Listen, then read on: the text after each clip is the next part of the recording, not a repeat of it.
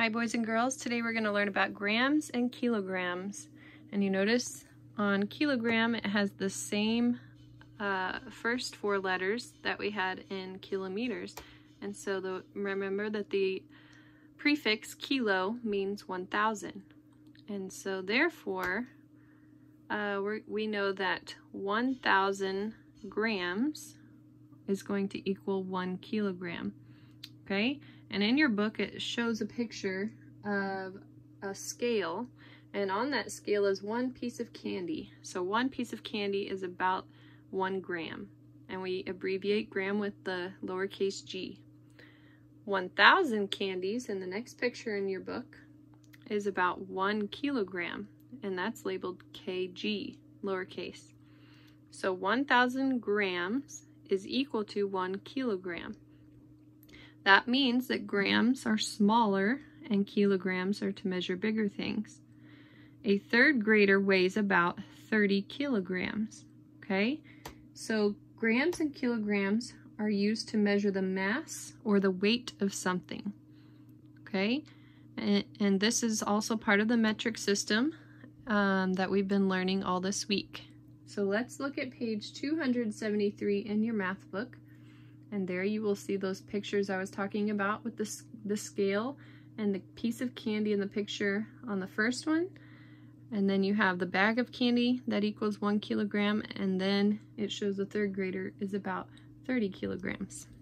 Okay, so let's look at number 1. It says, think of the real object. Mark the better measurement unit. So here we have a picture of a nest. Oh, and I think I forgot to write that in there. I think that's a nest anyway. Okay, and we know that a nest is not very big usually, and so it would be measured in the smaller unit of grams. Number 2, a boy. We can tell what that would be measured in because it already said a third grader weighs about 30 kilograms, so a boy would be measured in kilograms. So kilograms could be compared to pounds, and grams could be compared to ounces. But ounces and pounds are not part of the metric system, and that's why we're learning about grams and kilograms. Number 3, a bag of oranges. That if I were using pounds, I would, and pounds and ounces, I would use pounds for a bag of oranges, so I would use kilograms instead of grams. Number 4, a single peanut. One single peanut is something small, so I would use the smaller measurement of grams. Okay, then we look at number 5. It says, think of the real object, mark the better estimate. A pair of tennis shoes. So think to yourself, because we more commonly think of ounces and pounds in the United States, but many other places in the world use the metric system of grams and kilograms. And so would you measure the weight of a pair of sneakers in grams or kilograms? Since they are a bigger object, and it says here 1 gram or 1 kilogram, we know that it would not be the same as 1 candy, because 1 candy is 1 gram, so it would have to be 1 kilogram, which would be about the same as what we set up here. 1,000 candies, or a bag of candy, would be 1 kilogram, like a pair of sneakers. They would be about the same weight. Number 6, pencil. Would it be 3 grams or 3 kilograms? A pencil is pretty light, and so it would be measured in the smaller unit of 3 grams. Number 7, a paper clip. A paper clip is actually a good measurement for 1 gram, and you all know what a paper clip is. And you know what it feels like to hold one. So when you hold one paper clip, that is what it feels like to hold 1 gram. Number 8, a donut. So a donut is pretty light and fluffy. And so it wouldn't make sense to measure that in kilograms, but in the smaller unit of 40 grams.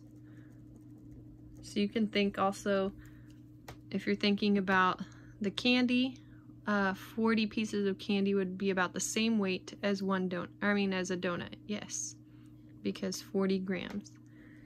Number 9, complete the table. Use the table to answer the questions. So first we have to complete the table. This is a table about the average dog weights, and it gives us the breed in this column here, kilograms and grams. And so we're going to need to use that information up here, that 1,000 grams is equal to 1 kilogram. Okay? So here they gave us 10 kilograms. So we're going to multiply that by 1,000. So 1,000 times 10 would be 10,000 grams. And we don't need to label it here because it's already in the column of grams. Okay, if I multiply 29 times 1,000, that would equal 29,000 grams. For the Sheltie, it gave me the measurement in grams. So it's 10,000 grams, and now I need to convert it to kilograms. So I would divide it by 1,000. 10,000 divided by 1,000 is the same as this answer, 10. And then 3,000 divided by 1,000 is 3. And so your chart is completed. Number 10, which breed weighs the least? So looking at the chart here, I can see that the least number here is the Yorkie, because it only weighs 3 kilograms, which is 3,000 grams. So on the line for number 10, you're going to write the Yorkie. Number 11, which breed weighs the most? So the biggest number here is 29 kilograms, or 29,000 grams, and that's a boxer. So number 11, the boxer. And then number 12, which 2 breeds weigh about the same? So here we have a Beagle is 10 kilograms, or 10,000 grams, and a Sheltie is about the same. So on the first line, I'm going to write the Beagle.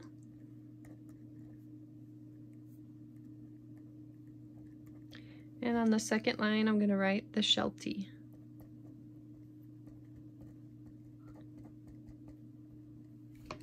Okay, so that is grams and kilograms used to measure the mass or the weight of things. Grams are smaller, kilograms are used to measure bigger things. All right, and take a look at your IXL lesson for this. You can do page 274 for extra practice. Have a great day.